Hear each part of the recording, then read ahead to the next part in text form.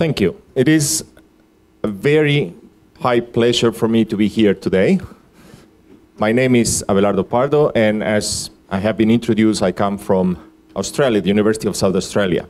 The purpose of the talk today is to cover two topics that are very relevant to the area of learning analytics.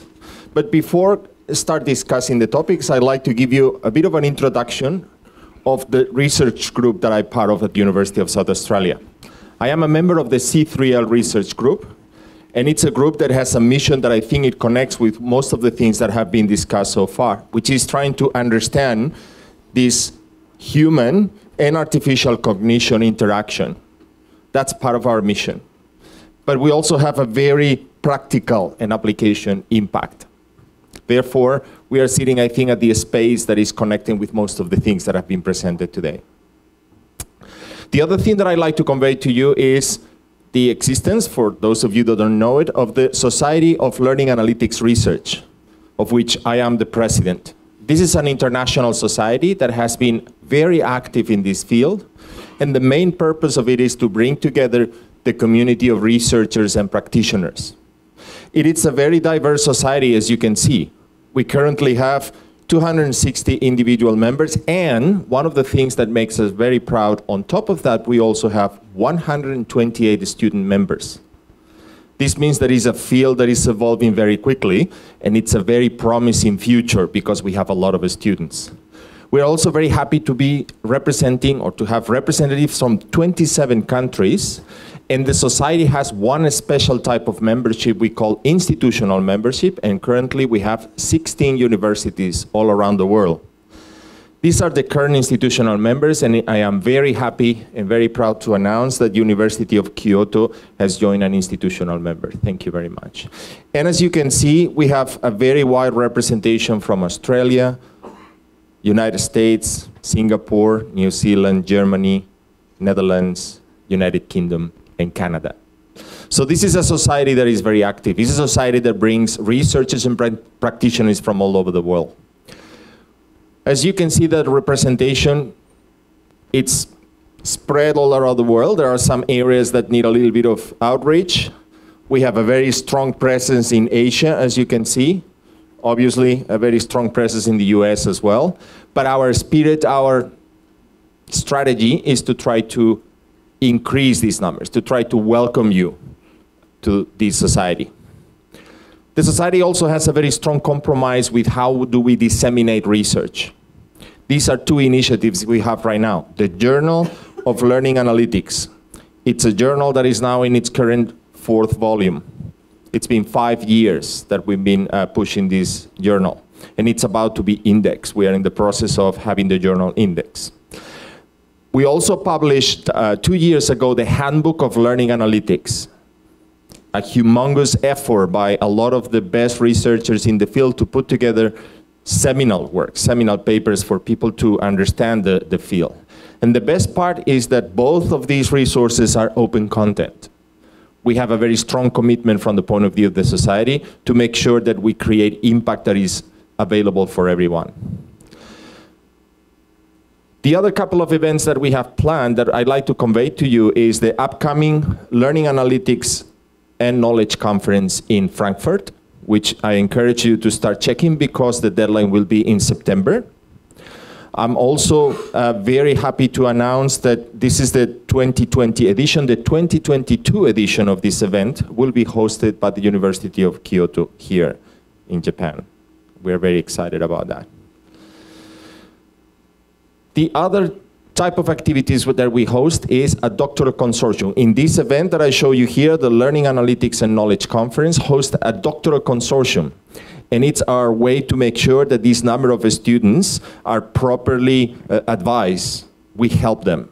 And we get very good feedback from the students that attend this doctoral consortium. They think it's crucial for them to get to know the community, to get to know the researchers, and to get in touch and interaction and feedback from the senior researchers in the group. So this is something that we subsidize with the funds we get from sponsors, but we're getting very good feedback, very good results from that.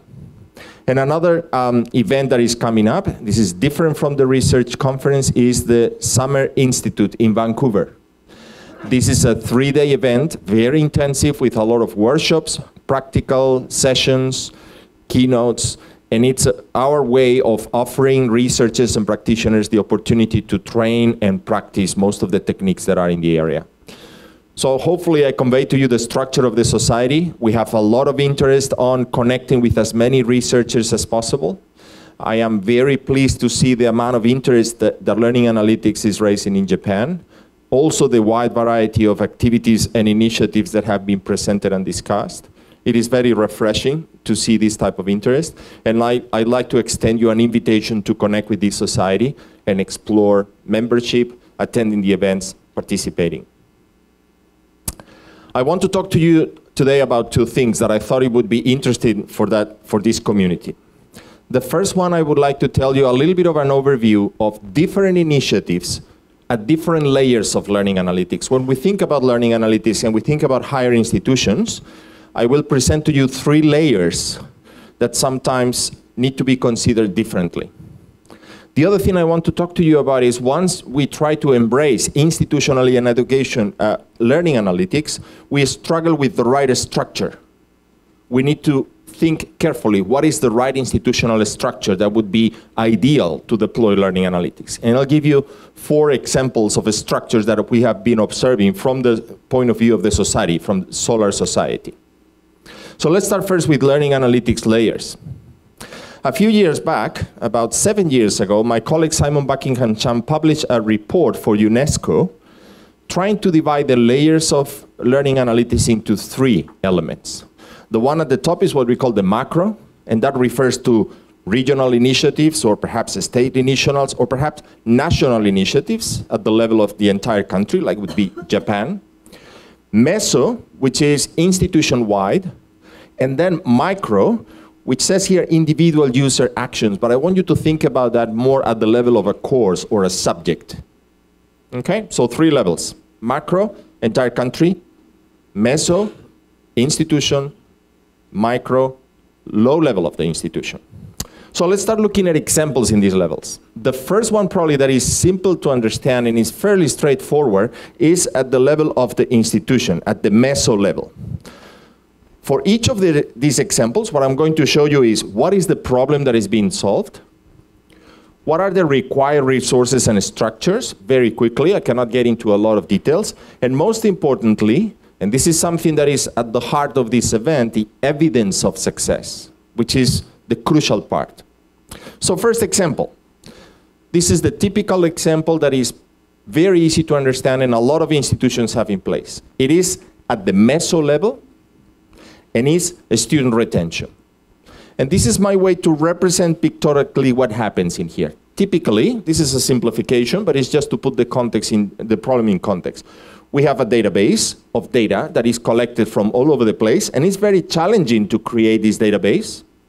From this database, we derive some predictive models from the previous data, some predictive models that tell us if the students are likely or not to abandon the institution. Can we retain those students or not? And that predictive model will tell us if students are at risk of abandoning the institution. And this is an approach that has been put in place in numerous institutions all over the world. The problem here is to create this database. The problem here is also to have a very good predictive model, and there has been some discussion about this previously. But then ultimately, the problem is also what kind of reports and actions are required to prevent students to abandon the institution. So a lot of resources are needed in this structure.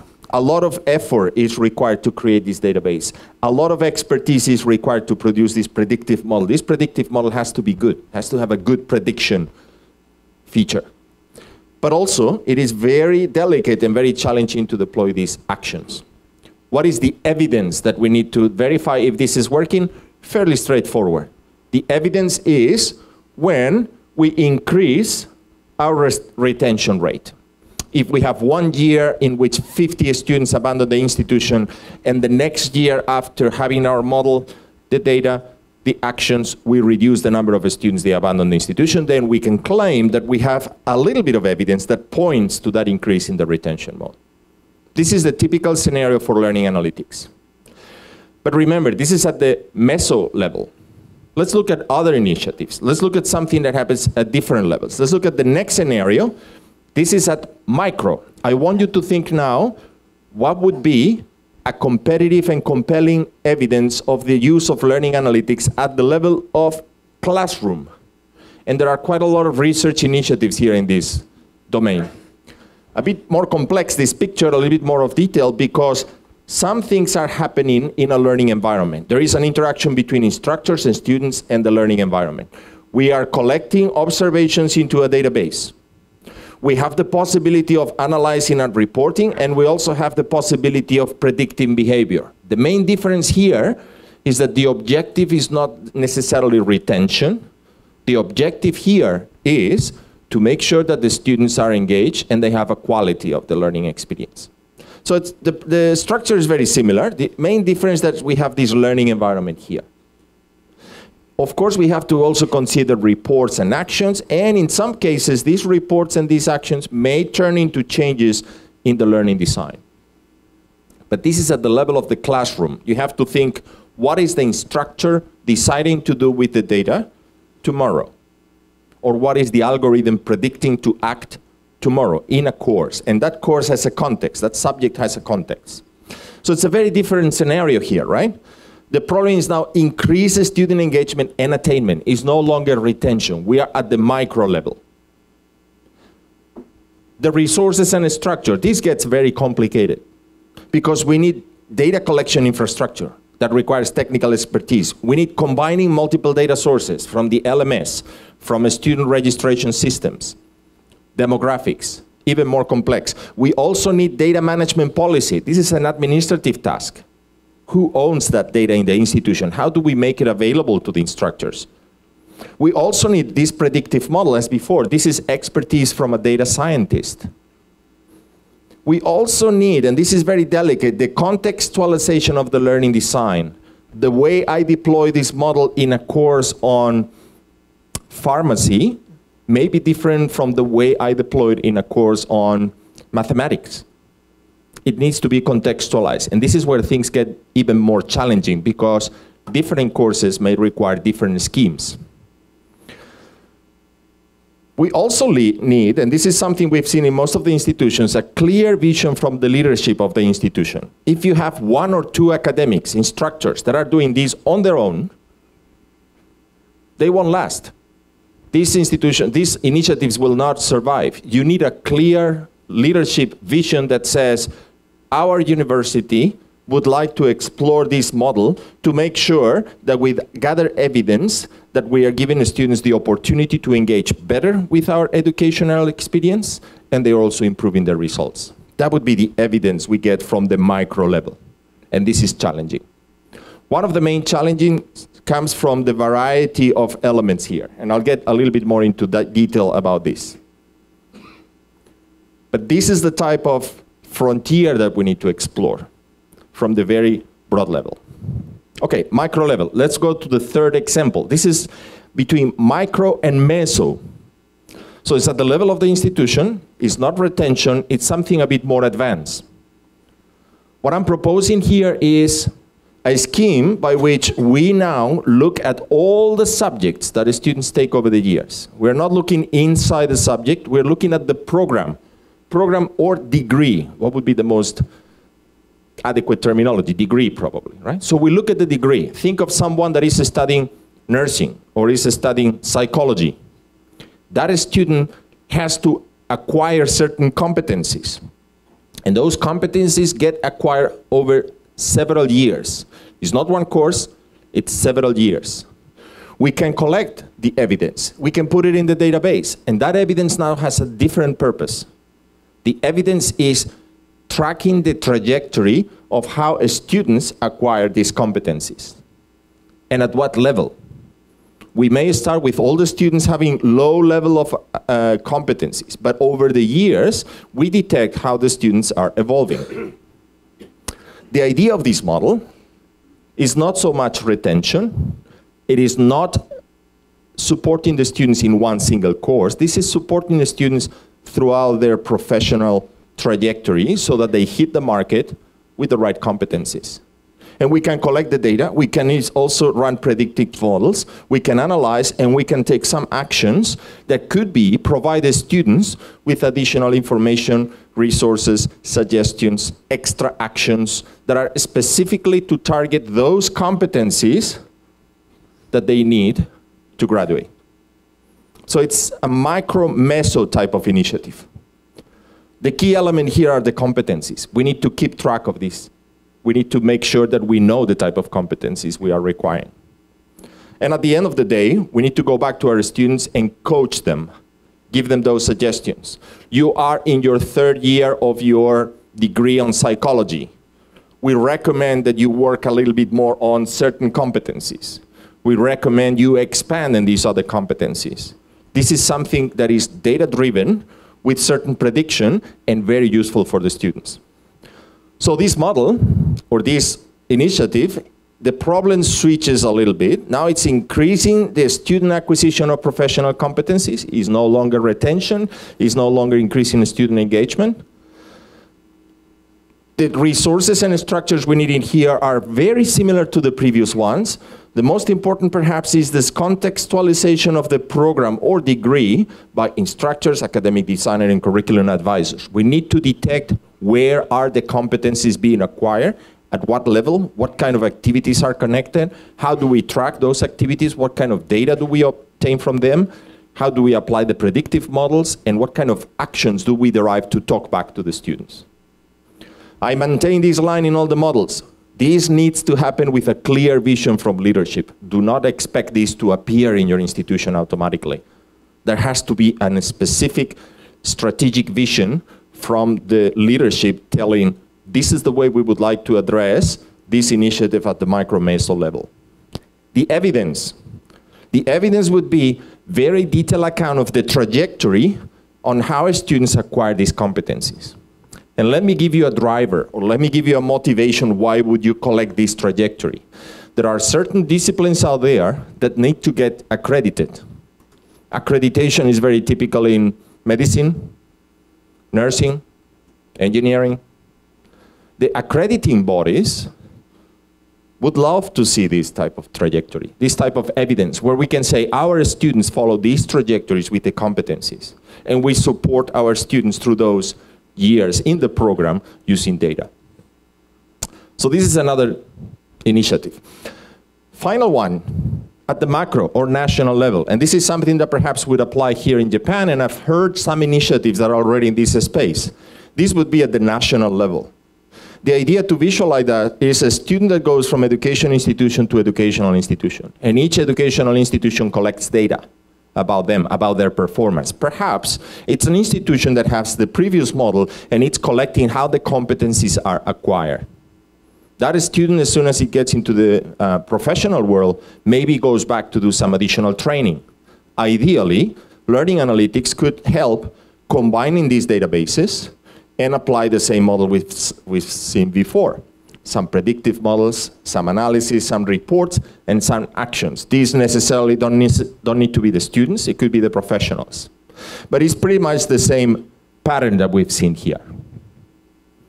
Okay, very quickly now let me talk about the institutional structures. These models are all useful, hopefully. The main challenge is how do you deploy structures within your institution that are conducive to those type of initiatives.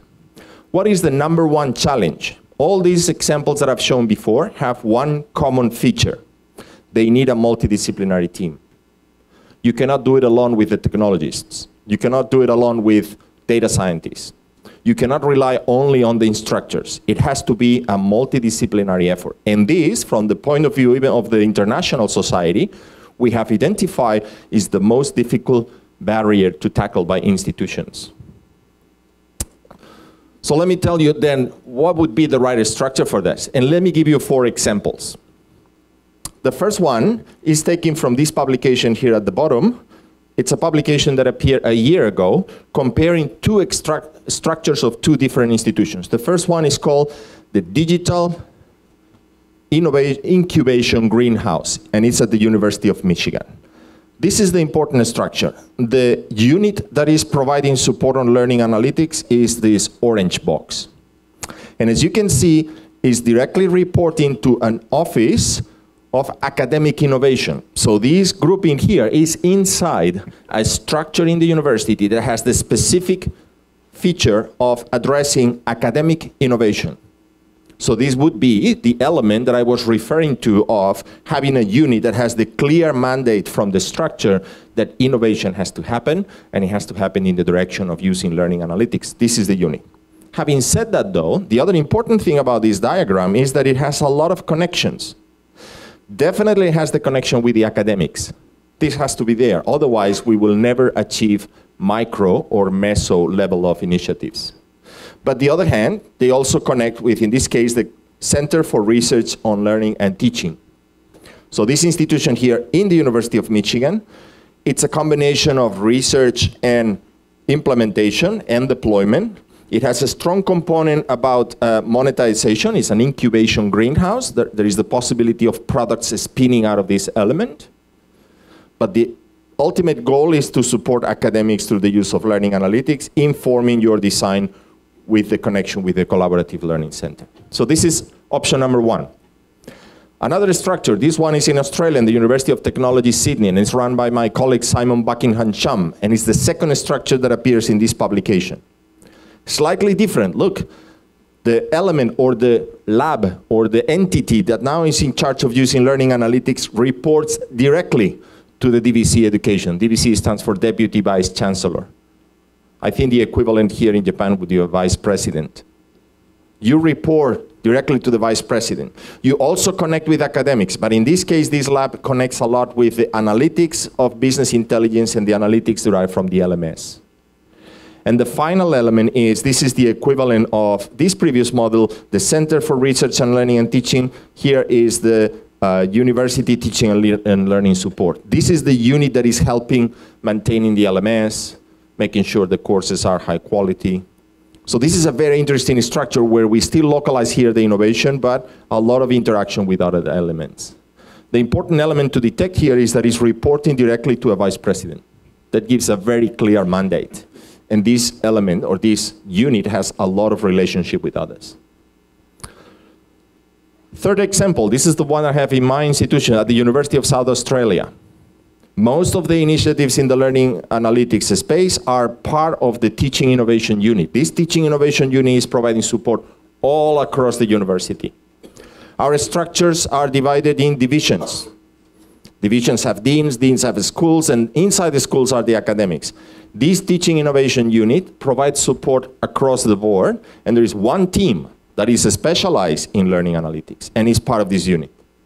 This is the team that not only talks to the academics, provide training initiatives, provide prototypes, runs focus groups, detects what is the next thing that should be deployed. We have a dashboard with course statistics available to every academic. This dashboard is personalized. We have 2 or 3 tools that allow students to get analytic data. We offer them personalized support, personalized feedback, through another project. And this unit is also very tightly connected with the learning and teaching systems that is part of the Chief Operation Officer. So again, very direct reporting lines to try to achieve impact in here. And to conclude, after spending a few days here, I'd like to give you a bit of a glimpse of the Ogata Lab, where Ogata Lab is sitting. This is the box that I call here Learning and Education Technology Research Lab. And it's a very similar structure. In your case, you have the presidents, you have the faculties have dean have school or departments, and finally you have the academics here. You have a similar structure to support because you have central administration, inside is planning and information, and there is the information infrastructure division. This group over here is inside a center in this case, so it's a slightly different structure from the previous ones. And this center is ACCMS. This group over here is doing mostly research, and it relies on other structures to see if whatever that research is showing as powerful can be deployed at scale, and as I've learned these days, deploy even outside of Kyoto University all over the world. So this gives you a flavor of the 2 or 3 type of options out there, of the main research departments we have identified from the Society of Learning Analytics, and how institutions are articulating these structures. The common theme for all of them, Very important. Number one, these groups are multidisciplinary. You need to put together some structure that is conducive to dialogue. When someone wants to deploy a learning analytics initiative, it has to have direct communication with the business intelligence group or with the learning management system deployment. It has to have direct communication with the academics. This is very difficult to achieve. It has to have direct communication with leadership, because at some point you're going to need a data management governance or policy. All these things have to happen in the context of your team. So this is the point where all over the world we are struggling. The second part is that the institutions have to convey this strategic vision. Whenever you approach your chief data officer about using the right data to provide learning analytics initiative, he has to have a clear vision saying, yes, I need to support you with this initiative because it's part of our strategy. If it is not in the strategy, that person probably will say, no, I have some other things to do that are much more important. I don't see the point for me supporting you. And this is when things start to break down. And the final one, this is a third one that a lot of institutions are struggling with. How do we make this transition from research to adoption? But this is not intrinsically anything special about learning analytics. This is how research works, right? How do we transform research into deployment or research into development and let that development guide additional research? This is the typical conundrum that all of us or all the institutions are struggling with. It is also part of this context. Learning analytics has a very strong research component, but it takes a long to transform that research into impact. So that's it. I'd like to conclude my talk reminding you of these main 4 points that we have covered today. First, hopefully I convey to you the notion that the field of learning analytics is advancing. It's advancing very strongly. Not only we have structures like the Society of Learning Analytics, SOLAR, but we also have these events that are happening and gather a lot of interest and a lot of attendees from, in this case, it's Japan, but it happens the same in other countries. So this is a field that is now crystallizing and becoming very exciting and very powerful. The second one is, remember, one way of potentially characterizing the initiatives in an institution is through these layers, macro, meso, and micro. We started addressing student retention at the beginning, but the field is much more than that. The field now can reach students in many different ways. We can even use data to support the students through their journey to acquire the competencies for a professional career. Those are the type of initiatives that we need to explore more in depth. We also need to focus on the need to produce evidence at each stage. And I think this is a bit of a challenge, but at the same time it's something we need to come to terms with. Whenever we talk to the leadership roles in an institution, we have to be able to make a compelling value proposition why we're using learning analytics. And it has to be based in evidence. And the final point is the need to create these structures. And these structures are tricky. These structures are somewhat against the conventional division of roles in an institutional education. What we are seeing from the point of view of the society is that the institutions that want to embrace this paradigm, they end up creating structures that are multidisciplinary. They even have, for example, the Michigan structure has some academics in residence. And therefore, this is the type of relationship that guarantees that you're getting the feedback from your community of users. That's it. Thank you very much for your time, and I'll be happy to answer any questions.